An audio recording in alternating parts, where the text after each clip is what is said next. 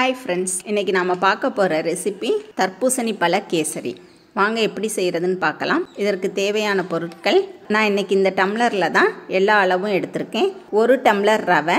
தர்பூசணி பழம் இன்றைக்கி நல்லா இனிப்பாக இருந்ததுனால 1.25 டம்ளர் ஜீனி எடுத்திருக்கேன். நீங்கள் உங்கள் இனிப்புக்கு தேவையான அளவு ஜீனி சேர்த்துக்கோங்க.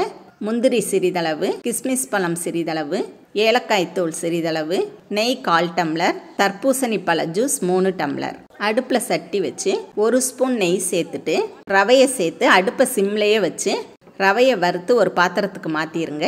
அதே சட்டியை அடுப்பில் வச்சுட்டு எடுத்து வச்சுருக்க தண்ணிப்பழ ஜூஸை சேர்த்துட்டு 1 பிஞ்ச் அளவு உப்பு சேர்த்துக்கோங்க. தண்ணி கொதிக்கிறது வரை கரண்டி வச்சு கிளறி விட்டுக்கிட்டே இருங்க.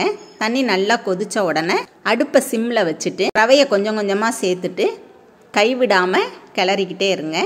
ரவை நல்லா வெந்து இந்த பதத்துக்கு வந்த உடனே ஜீனி சேர்த்துக்கோங்க.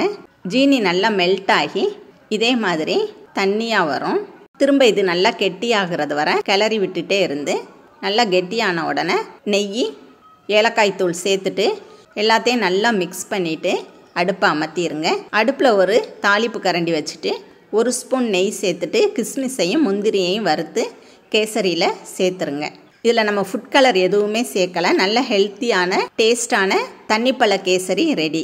இதே மாதிரி நீங்களும் செஞ்சு பார்த்துட்டு ஃபீட்பேக்கை கமெண்ட்ஸில் சொல்லுங்கள். தேங்க்ஸ் ஃபார் வாட்சிங்.